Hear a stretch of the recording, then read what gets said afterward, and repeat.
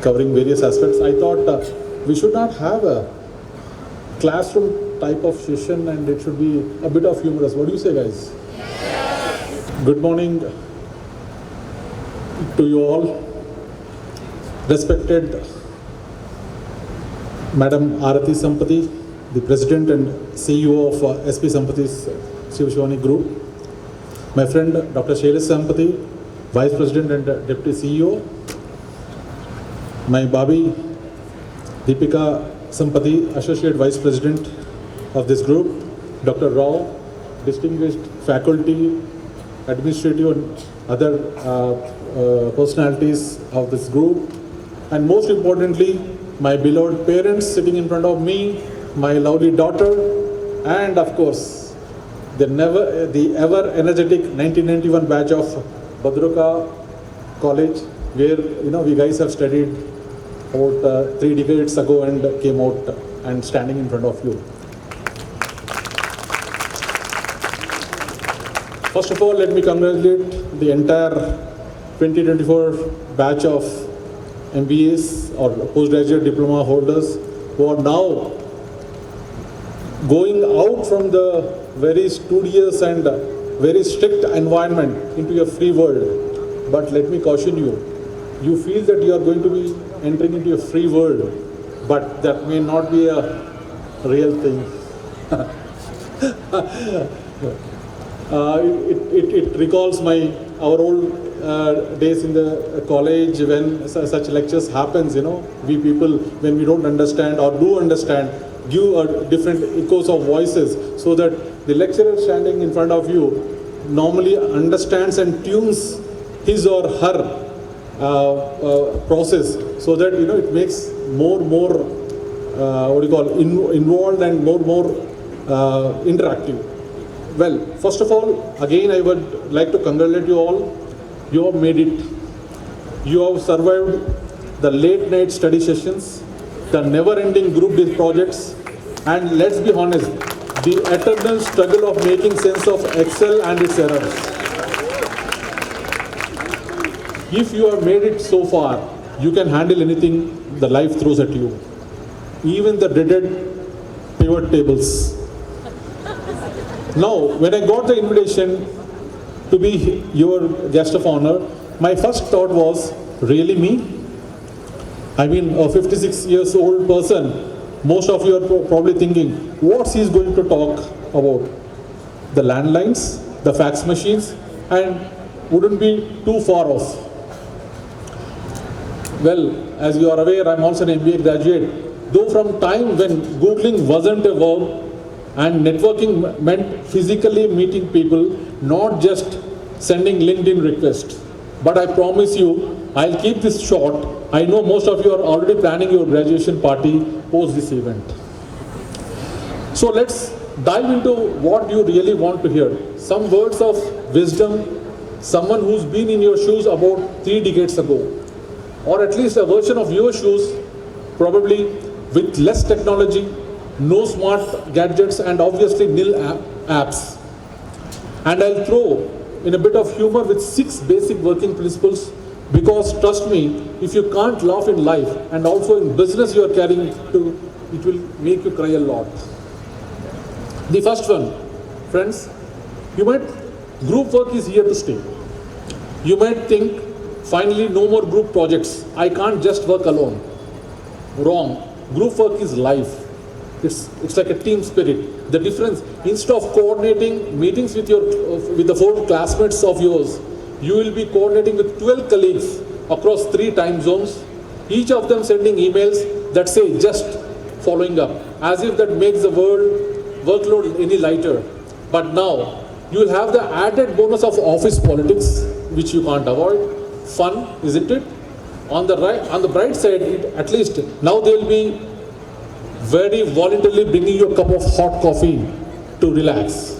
The second one is the Excel, because during our studies, I still remember very sparingly, that was an era, that was a time when the word processor, the spreadsheet we called Lotus 123 and database, these were the major basic fundamental software is available, and we used to tickle with the available keyboard and go on using the hard disk, remove and insert, so that it will start functioning. But now, today, it's just you open your eyes, you blink it, and things are on. So that was the era where we were, and this is the era where we are also watching. But we are lucky. Our generation is very lucky. We have seen that section of the world, and also witnessing the current developments. If you thought you were done with Excel after today, I hate to break it to you, but Excel is like the distant cousin who shows up at every family function. You can't escape it. Just when you think you have mastered it, you will stumble across something like macros, or someone will say, let's automate that. And suddenly you will be starting at an error message, questioning your life choices. But don't worry, just remember the golden rule. When in doubt, add a pie chart. It looks fancy and no one will question it, rather it is appreciated well. The next one, your network, your future crisis helpline. You know all those classmates you have spent the last 2 years with, yeah, they are not just here to cheer you today. They are your future business lifelines. Keep them close, because the way we are doing now, even till date, 5 years from now, when you are trying to navigate office politics or figure out why your quarterly report is tanking, you will need them. Plus, they'll understand when you send a 2 a.m. message asking, how do I explain to this thing to my boss? Trust me, I've been there and I got the real support whenever it required. The art of email shuffle. Now here's a prop tip that will really save you. Learn the art of the email shuffle. You know, when someone sends you an urgent request that you can't answer, just forward it to someone else and say, what are the thoughts? Then you wait. This little move is key. It gives you time to think, makes you look collaborative, and sometimes the other person solves the problem for you. It's MBA level genius in action. I would like to touch upon is life. It's not all ROIs and KPIs. I believe you know what are these significant characteristics meant for. We have spent years analyzing financial models, figuring out how to maximize ROI, and making endless presentations on our KPIs. But here's the secret from someone's on a who's been bit more live. The real returns aren't measured on a spreadsheet. They are measured in the relationships you build, the impact you make, and the joy you find in the everyday chaos of life and work. And if you can manage to laugh when things go sideways, well, you are already winning. Speaking of which, I remember my MBA graduation vividly. They told us, you are the leaders of tomorrow. And I was excited, ready to lead. Fast forward to my first job, I was leading all right, but leading the groundwork on the field. But don't worry, the leadership part comes later. After a bit of trial and error and a few embarrassing presentations where the projector won't work. In fact, every time when you first handle the projector, it doesn't work at all. It happened with us. Humor is your best business strategy. Look, the world of business can be serious. There will be tough decisions, difficult clients, and unexpected challenges. But the secret sauce? Humor. If you can laugh in a crisis, you'll not only survive, but thrive. I have had deals fall through, projects flop, and more than one moment where I thought, well, that's it. Time to pack it and off. But I found that those missteps became the best stories later. Because these were the aspects from where we could dive in, well out, and find out the reasons for such mistakes, reasons such failures, and create a success stories. But I found that those mistakes became the best stories later. And let's be real, no one remembers the perfect presentation, but everyone remembers the one where the microphone failed, like this, what's happening now, and the CEO walked in at the wrong time. My young friends, let me confess to you all that I and my group sitting here, we have never attended our own graduation or a post-graduation convocation. I am really, really lucky enough to Madam Aarti Sampati, my friend Shailesh, Deepika, and the entire faculty that they made me to stand here and at least watch a convocation function, how it looks. Because in the month of May, I happened to visit Dallas where my son got graduated. I have witnessed the first convocation at that point of time. In the television, yes, it is a very common scene, but attending physically and being part of it, it's something, you know, different, which I am experiencing today. Thanks to any group. And special thanks to my friends, Shailesh Sampati. Have you seen this guy without a matching suit and shoes? You should remember that forever. But that is a signature Shailesh. So wherever, whichever function it may be, his attire is like that, and we really appreciate, we really enjoy. Well, friends, the Sampati family is highly synonymous to the field of education across many fields in India, and more specifically for the twin cities of Hyderabad and Secunderabad. I still remember my interactions with the family members about 3.5 decades ago, where late Sri S.P. Sampati sir has started this renowned institution more than 6 decades ago in a small setup at Sanat Nagar, believe me, with just 25 cents in his pocket. 25 cents, 25 naya paisa, what I mean. Yes, Sampati sir has practically proved and demonstrated to this world that if there is a will, passion and dedication, there is a way. And the way has eventually provided the life and most importantly a decent career to millions of students who have passed out from SSIM. Having said, I would now like to touch upon some serious yet important business prospects by making you the famous saying, by reminding you, you the famous saying that all work and no play make Jack a dull boy. Fantastic. Currently we are seeing this trend right from the newborns to the millennials as they seriously entangle with digital literacy, and they are forgetting the aspect of physical literacy, which is not a good sign at all. And I am worried that such transformation, thus transferring from physical literacy to digital literacy, may get the physical literacy extinct and might create a different bring in different negative impact to the entire mankind on this world. So therefore, you all need to strike a good balance between these two streams of life by striking the right chord, thus can shine in both fields of these parameters. Well, friends, I will touch upon some basics. Okay, I think same thing, my gadget is making me to read again and again. Nevertheless, the current assignment in Indian Oil had provided me both the initial expectations of having challenges and responsibility, where I wanted to have a job which gives me 3 basic characteristics: the challenging, the responsibility and the adventurous part. That's the reason when Deepika Bhabi has read out my profile, that was the part where I got selected for Indian Air Force as a pilot officer in flying branch in the year 1990. That was the first year of our MBA. But because of some family compulsions, I could not join. But let me tell you, friends, the process of that selection, I can't forget for my lifetime. It was a 5-day interview process at Air Force Selection Board at Dehradun. They test everything. It's a huge burden on physical aspects as well as the mental aspects.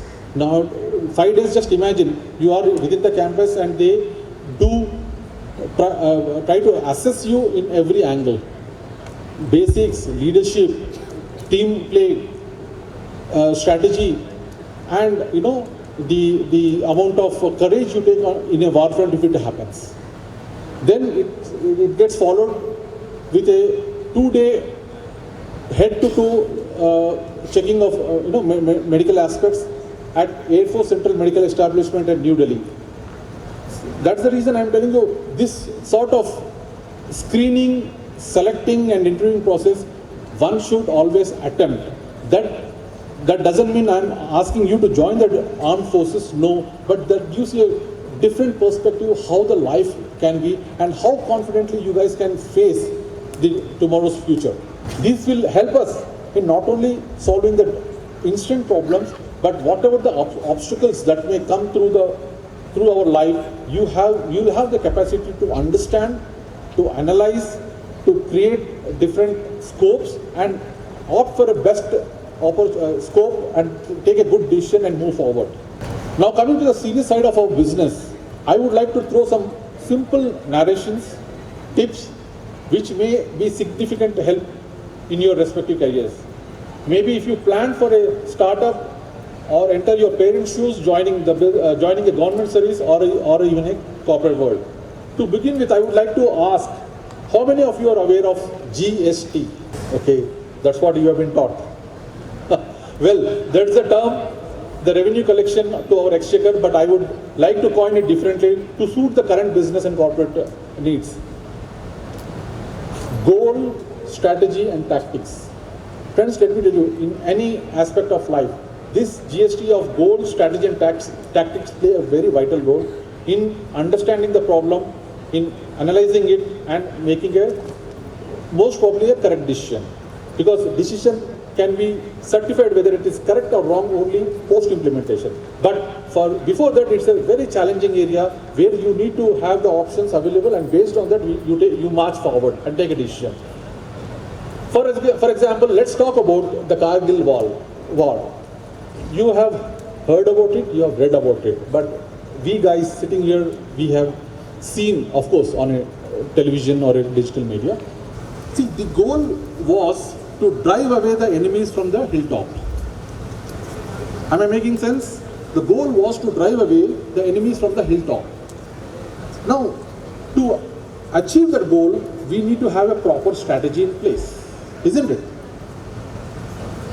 The strategy was a medium-term aspect which will be adopted by two different segments, that is the Indian Army and the Indian Air Force, how they can make and synchronize the agile and resilient strengths of our Army and Air Force to attack the enemy. So this is a plan that has to be made before we do any move. Now next come the tactics, which is a very short form of activity. What were the tactics adopted by our armed forces to ensure the deployed army units move on the land and its arms and ammunition by not only protecting their own lives, but also by cutting the enemy to its size? And in what formats the Air Force combat fighters should fly and support the movement of our ground battalions and trouncing down the enemy camps. In a nutshell, a minute-to-minute decision to move forward till we reach the goal by utilizing our strategy. So this encompasses the total GST word. I have taken the example of a war front, but do you want to consider the business as a war front? Business is a daily war. So if the similar principle, if the similar aspect is adopted, I feel wherever you are, whichever position you are occupying, these simple things may work out to get the real, implementation plans on the dashboard, which the team can understand and they can move forward by execution. So if there are to be corrective actions to be taken, a mid-course correction, what we normally call, that can always be considered, and we have to implement them with the true involvement, and it should come from the core of our heart. The next favorite term which I also often discuss with my teams, my colleagues and all, is again the word called team. Here I would like to expand and with my own jargon. Don't get bored because of so many jargons you guys hear day in day out. But what I figured it out is the term team is nothing but trust, empathy, amenable and motivate. Just imagine how important these aspects are. If you can't work alone unless and until you are a professor, you are a scientist researching for yourself. That's a different ballgame. I don't think so. The population here will not think on those aspects, but we are supposed to be part of the big group, big conglomerate, big entity, etc., etc. So there is a 100% possibility of having a team. So unless you don't have the trust with each other, there is no scope or provision for us to move forward. When the question comes, what is the support we need to each other? Until you have an empathy, maybe the peer, maybe the subordinate, maybe the superior, if they don't have the basic empathy in understanding the weak points of the teammate and asking Dhoni to make do a pace bowling, it's a very difficult job, isn't it? So Dhoni is there, but how to support Dhoni? There are so many pace bowlers, so many spinners who can able to make the batsman keep in trouble and get him out of the field as quickly as possible. So this aspect of team followed by trust, empathy and amenable. If you want to work aloof, you want to work in silos and don't want to get approached by anybody, then there is no question of being there.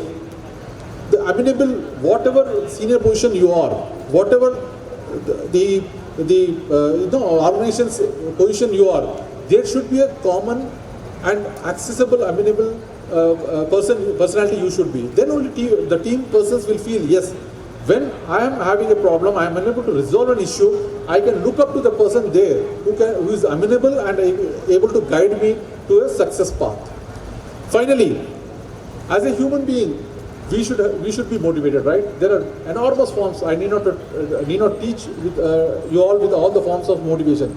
But as a human being, as a social animal, we are supposed to get motivated either by self or by the team or by the family members or for that matter the surrounding environment wherever you are living. So when you get the motivation, the real strength of an individual will flow out automatically, and that will encourage he or she to think differently and act differently. This is the need of the hour. So when you start thinking and acting differently, the so-called words which have been used, startup, scale up, make in India, those things will slowly happens in the field, and you get to know the different formats, different products, different services are put in front of the customers who can enjoy them. You slowly grow in the organization, and you lead a particular segment. What they call leaders always lead from the front. You should create the same thing by creating an example of that. So I just suggest all of you to surf the net and read the writings about the two great legendaries of the recent times. You may be guessing which I really admire a lot. The great Ratan Tata, who we lost him very recently. There are n number of YouTube videos covering his entire journey of how he is. I still vividly remember one of his press interaction. They said, "Oh sir, the way Ambanis and Adanis, they accumulate wealth and do this thing. You are in such a big empire. Why you are not thinking in those lines?" You know what the reply he has given? "Well, gentlemen, they are the businessmen. I am the industrialist." Just imagine the statement, the punch in that statement. They are the businessmen, I am the industrialist. So it gives an immense happiness to the citizens of the country, because being an industrialist, he is not taking care of his own self-requirement, but also to the entire country population. That's what when I was entering SSIM, I read the Telugu punchline, which is really eye-catching. Nursery nundi doctorate varku. That's a really great punchline. The only thing is the couple has to give birth to a new baby boy or baby girl, hand it over here, and they will walk out with a doctorate. So that is a real strategy, I think, the real idea which I appreciate, and people like you, when you go out of this campus, when you highlight the achievements of SSIM by your own deeds, by your own performances, that will again come back and reflect on this institution, on this great organization. So this is what I thought. I think I'm within my timeline. So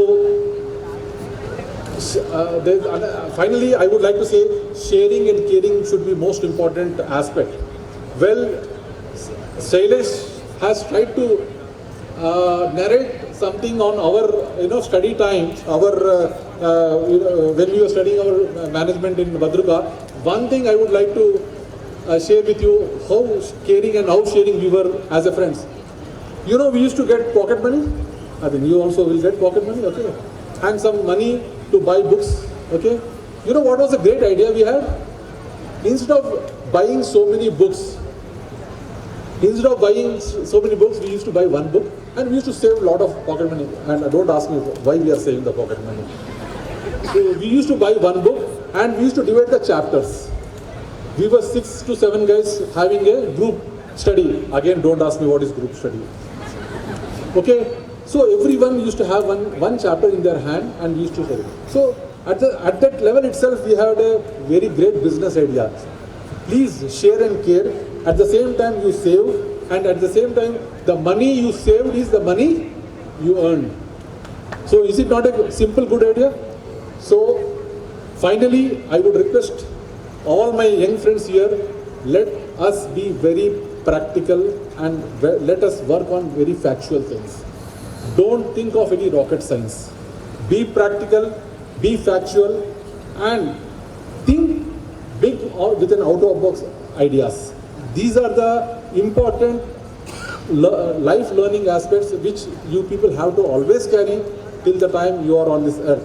And I thank you, the entire fraternity of SSIM, for giving me this great opportunity to stand in front of you and give my small experiences and narrations. And I congratulate all the entire group of 2024 batch of 29th batch of MBAs from Shivashivanandi Institute of Management. You would thrive well, be successful, and be always passionate in whatever you are doing. Thank you. Jai Hind.